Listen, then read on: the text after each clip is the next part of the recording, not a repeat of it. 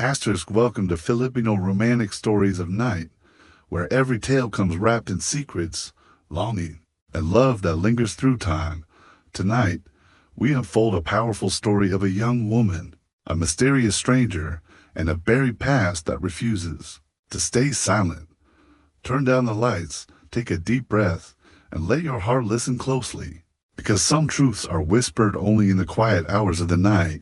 The eatery was almost empty when Lira wiped the last corner of the counter. Her shoulders slumped with fatigue. Tips had been dismal that day, and the rent was due in just 2 nights. Then, without warning, the door opened and a man stepped in, dressed in fine clothes that seemed out of place in their humble barangay. His presence was heavy, serious, and commanding, and his embroidered brawn looked like it cost more than Lira earned in a year. When he reached for his wallet to pay, it opened just slightly, and something inside caught her eye. Her heart nearly stopped. Inside was a photograph of her mother. She stared, stunned, hands trembling. Unable to believe what she saw, "Sir," she asked quietly, "why do you have a picture of my nanny?" Her voice cracked as she looked again at the smiling face of Aileen Mila tucked into the leather fold of the stranger's wallet. That gentle smile, familiar and warm, seemed frozen in time. Her mother had never mentioned knowing a man like this, wealthy, powerful, and dressed like a senator. Yet here was a photograph that proved they were somehow connected. The man calmly closed his wallet, laid a crumpled 100 peso bill on the counter, and turned to go. A strange panic took over Lira. She couldn't let him leave. "I'm sorry, sir," she called after him. He paused mid-step and turned around, his eyes icy and unreadable, fixing on her like a blade. "Why?" he asked, his tone neither harsh nor soft, simply detached, distant. Lira swallowed hard and clutched her apron. "That photo, the woman in it, she's my mother." Something changed briefly in the stranger's expression, a flicker of recognition, a crack in his armor, but it vanished in an instant. He smoothed the cuff of his sleeve and replied coolly, "You're mistaken," but Lira knew she wasn't. That old photograph had been hidden in a small tin box her mother kept with other precious keepsakes. Her mother rarely talked about it. "No," she insisted, "I'm not wrong. Why do you have her photo?" The man inhaled deeply, as if debating whether to answer, then turned his back and walked away without a word.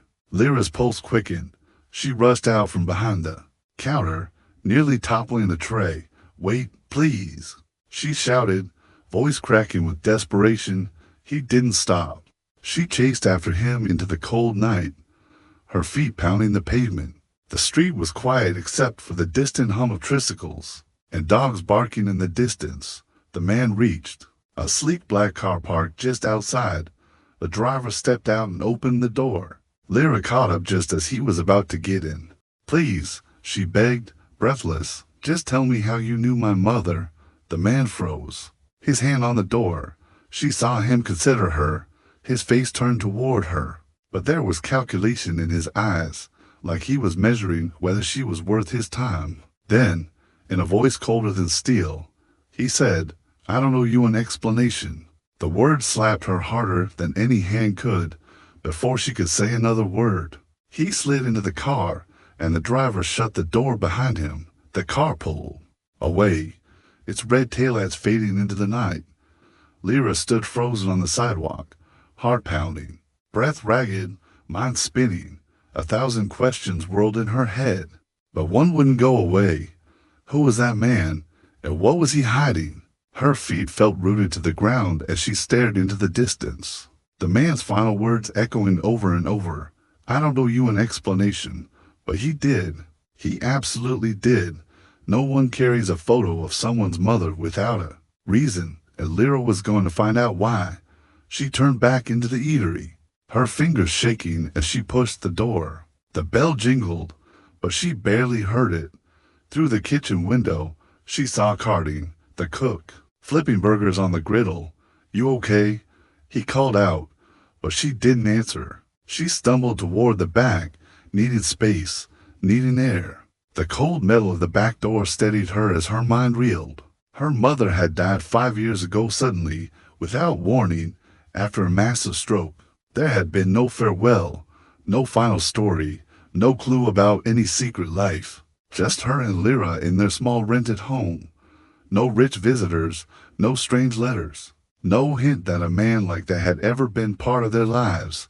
Lira clenched her jaw, trying to stop her emotions from rising. She had always thought she knew everything about Ilimala, but maybe she was wrong. Maybe there was much more that had never been spoken. She stumbled to the small table where her bag lay, pulled out her phone, and quickly searched for the wealthiest businessman in Manila. It didn't take long. There he was, Don Marcelo Guevara, real estate tycoon, billionaire, owner of multiple properties all over the country. Lira stared at his photo on the screen, her eyes burning with 100 unspoken questions. Why would a man like him ever have anything to do with a simple nurse from a community clinic? In a low-income neighborhood, they came from two completely different worlds. Her throat tightened. Her heart whispered the same truth over and over she needed to know. Lira woke before sunrise, determined not to let the weight of unanswered questions crush her spirit. She refused to sit in the shadows of confusion any longer. She needed the truth. With her mother's image still burning in her memory, she took the earliest bus to the city center, clutching her bag tightly as she stared out the window at the waking streets. She had spent the entire night researching, and all roads led to one place, the towering glass and steel headquarters of Guevara Holdings, one of the tallest buildings in Metro Manila. She arrived 20 minutes later, heart pounding as she stepped into the gleaming lobby. The space was vast and cold, filled with sharply dressed professionals moving briskly past without notice. At the reception desk, a woman in a navy blazer greeted her with a practiced smile. "Good morning. Do you have an appointment?" Lira's stomach twisted. She had no plan, no excuse, no name to give.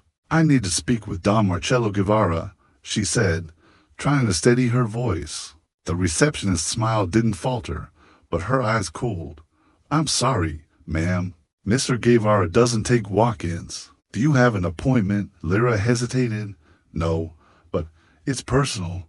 It's important." The woman's fingers hovered over her keyboard. "His schedule is full today. I can refer you to someone in corporate affairs." "No, thank you," Lira said quickly. "I just need a few minutes." "I'm afraid that's not possible." Lira's hope dimmed, but she wasn't ready to leave, not without answers. Her eyes swept the lobby, noting every detail. Security guards flanked the elevators, scanning the crowd, staffed with ID badges, tapped into turnstiles while others walked briskly, coffee cups and folders in hand. Then she saw him, a young man in a fitted blazer, distracted by his phone, balancing a folder and a latte.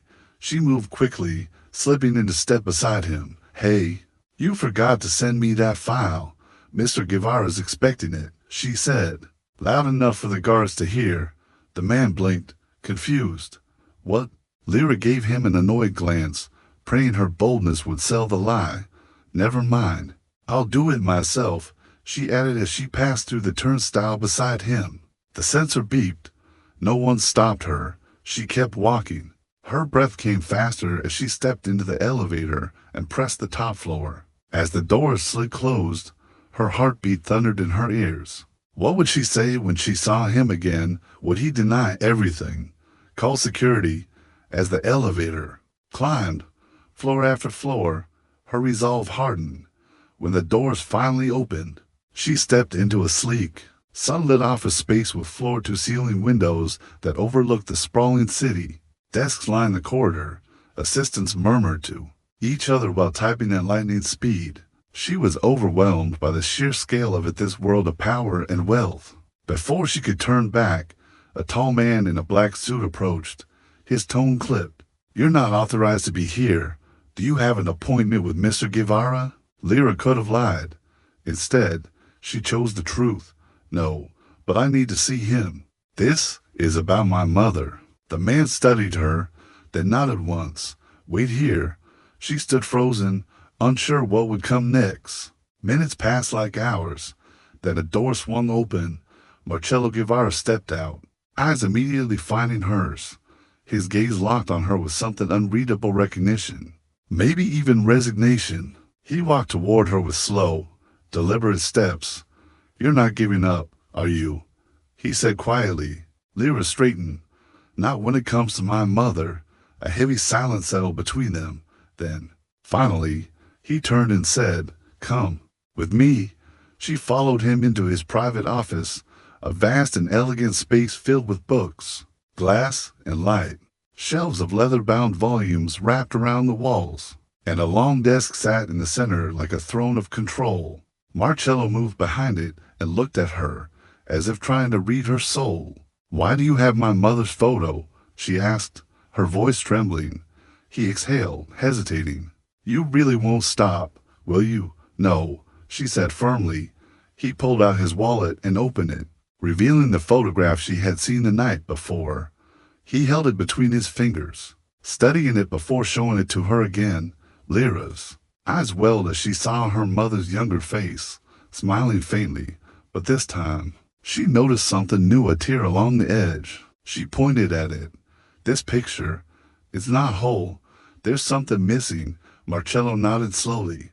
"Yes, someone was cropped out. Someone very important." Her heart raced. "Who?" she whispered. He paused, then finally said, "Me." The words hit her like a storm. Her breath caught. Her knees nearly buckled.